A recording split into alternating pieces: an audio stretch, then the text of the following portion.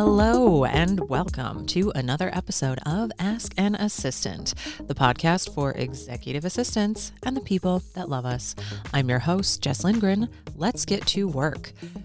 Ladies and gentlemen, boys and girls, esteemed colleagues, that's where we are. It's roughly quarterly time. You know those projects that you want to tackle, but they sit on your to-do list forever? Most of those, well, I don't know about most, but many of these are those necessary, but I'll do them when I find the time. I would like to encourage anyone listening to make the time. We're executive assistants. We are frequently quite busy, but those moments where you have or make a bit of focused time, consider using my roughly quarterly projects as a guide. Some of the RQ projects can be done quarterly. Some of them are a beast at first, like they're a really big to-do that's just been sitting staring you in the face and you've been putting it off forever. But then they require minimum maintenance as time wears on. One that I will talk about eventually, but just thinking about this one, there's like a visceral memory attached with knowing every day that I needed to do it and then finally sitting down and doing it and it was done. And I was just like, is that all? Really? I've been putting this off for a literal year and I could have just done this in an hour? Come on. But anyway, I digress. I also really hope that my ideas for roughly quarterly, or RQ, if you will, I hope that these projects inspire you to take on your own quarterly projects. Everything that I have to offer here is simply a suggestion. These are things that I have done myself, things that I make time. I mean, you could look at the editorial calendar for the Ask an Assistant podcast and just see plugged in where does this fall? Looking at the editorial calendar myself, actually, the third week of the second month of the quarter is roughly quarterly time. So just sitting down, picking a day at a time, and just knowing that that's the day that I'm going to do it is really helpful. And I hope that it helps you too.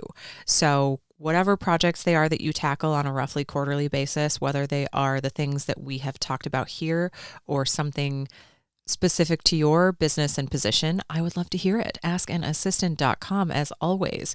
Lay your comments, questions, thoughts, and concerns on me. I am here for them. Anyhow, the roughly quarterly episodes that we have tackled up until now, feel free to poke around the archives for previous installments, which are as follows, and all of these will be linked in the show description. Episode 8, this is the template refresh. You know, those templates that you use all the time, like we get a lot of cold inquiries for people who want to be on the podcast at my full-time role.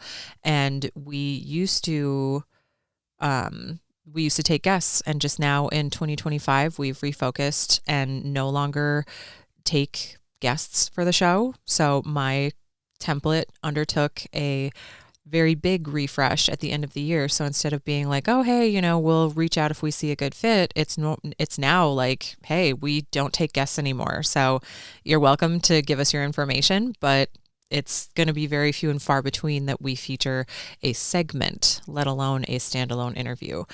So like that template, I use it all the time. Was finding myself toward the end of the year making tweaks, and you just have to sit yourself down and say, okay, you're just going to rewrite it, you're going to resave it, and it's going to save you so much time and hassle every time that you do it. Paste those templates into a Word doc or Google Doc, make your tweaks, save them fresh. It feels amazing. Also applies to your canned email responses. This is one that I tackle every 2 to 3 months, or whenever I notice myself making whether it's a wording choice or a grammar choice or a punctuation or spelling choice. I'm not perfect. Autocorrect is not perfect. The suggest feature in Google Apps for Business is not perfect. But whenever I catch myself making manual tweaks, I will stop myself and just copy it, paste it, make the changes, put it back into the spot where I save my canned replies. So that's episode 8. Episode 20, cleaning out large files. Whether you are, in my case, offloading your cache of giant podcast episodes to an external hard drive, if you are deleting some giant files, some files, some big, I was guilty of this one once. I don't remember if I talked about this on that episode or not. But 10 plus years ago, if you were emailing a PowerPoint back and forth, like that ate up your storage space in your Outlook account pretty quickly. Hopefully less of an issue in 2025, but 2009 through like 2013, it was an issue. And you had to get a special dispensation from IT to be able to have the space to email that PowerPoint back and forth. But just generally go through, make sure your system has enough available memory to do what you need it to do. I did this when I needed it last year, and now I check about once a month, honestly, just so I'm not ever caught in the middle of recording an episode or doing something really important for work and have no functioning space on my computer. Yeah, definitely you get burned and then you adjust accordingly. Episode 30, the subscription audit. Stop paying for things that you're not using. That's steak money. Like that's money that you can, whatever it is that you need to translate it into, that pays for your cell phone bill, that pays for half of your internet bill, whatever it is, stop paying for junk that you signed up for an account for and used it twice and then forgot about it. This one is quarterly to semi-annually for me. I work at a company of 2, and when my executive signs up for new things, I find out about it because they all come right through the inbox that we share. I also ask him roughly quarterly, if you will, if he's still using whatever the service is, because sometimes he gets comped accounts for things. Sometimes like he does a lot of advising, so he gets free accounts to the companies that he advises so he can test out the product or service. But sometimes the free account runs out or they change some internal setting and all of a sudden it's asking for a payment method. I ask him about once a quarter if he's still using it. And unlike when I recorded episode 30, we had some stuff that had been lingering for months, if not years. Like no longer. This stuff gets talked about immediately and saves money. Episode 43, email signatures. This one, again, company of 2, and I manage my inbox and my executive's inbox. It is very easy for me to pop in and change the email signature anytime I need to. It's really nice to have standardized email signatures, and this is something that you can do at an admin level. If you have a company of hundreds or thousands of people, having one person set the template, like whoever needs to be involved in making the decision about what the template is, go forth, have fun in your meeting. But like getting that template to your IT person, having your IT person plug that in an admin, excuse me, plug that in at an admin level. Goodness gracious. Try saying that 5 times fast. It can be a very quick procedure. It can be a very laborious procedure. So we do this one roughly annually, but if your company has stuff going on, maybe you've got some kind of event coming up. I remember when I was working at a previous company, we would put like sales kickoff in our email signatures. And then that was a great way to keep our customers informed. And again, all of the episodes I just mentioned, 8, 20, 30, and 43, all of that will be linked in the show notes. And today, our new roughly quarterly project that we are adding to the mix is cleaning off our desks. You know it's time. In fact, I guarantee that you know it's overdue. Take everything off your desk and start fresh. I don't care if you pull everything off and like you take a picture before you pull it all off and literally put everything back in the exact same spot. Pull it all off your desk. You need to. Relevant episode, you might also check out Ask an Assistant episode 11 for my thoughts on establishing a cleaning schedule in the office, which will also be linked in the show notes. But anyhow, get yourself a little surface where you can set all of your stuff while you wipe down the desk. Pull your neighbor's desk or chair over. See if your office has a little folding table that you can commandeer for an hour. Get everything off your desk. And I am talking every single thing. Like just pull it all off. Use some kind of disinfectant or cleaning solution, Clorox wipes, diluted vinegar in a spray bottle, whatever it is. I will say personally at home, I have made the switch to diluted vinegar, a few drops of dish soap, and essential oil. I love eucalyptus oil. It works wonders. It's way less harsh on your hands and lungs. It smells amazing. Some of the more perfumey stuff I don't love in the essential oil space, but to me, like tea tree oil and eucalyptus oil just smell clean and they kind of take the edge off of the vinegar smell. But whatever it is that you're going to clean your station with, pull everything off first. Get it onto a different surface so you can look at everything, you can see what you have and make decisions about what's actually going to go back. Once everything's off the workstation, you've wiped it down, you've wiped down all of your monitors, all of your cables, like all the stuff that just sits on your desk for months or quarters or years at a time. Pull it all off, wipe it all down, let everything dry.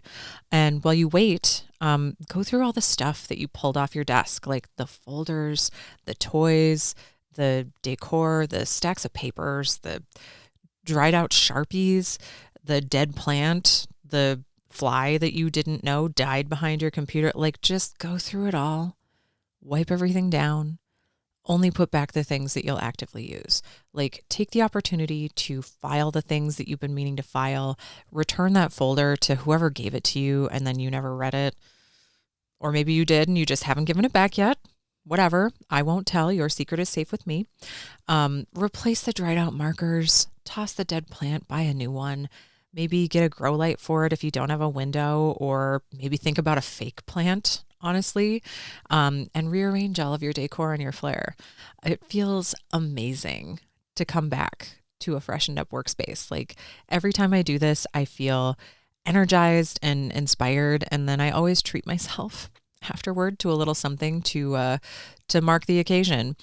Maybe a coffee. Like, I work from home. I do not have a physical office space that I go into at the moment and haven't for many years. But I might take myself out and get a coffee from the shop around the corner instead of making one at home.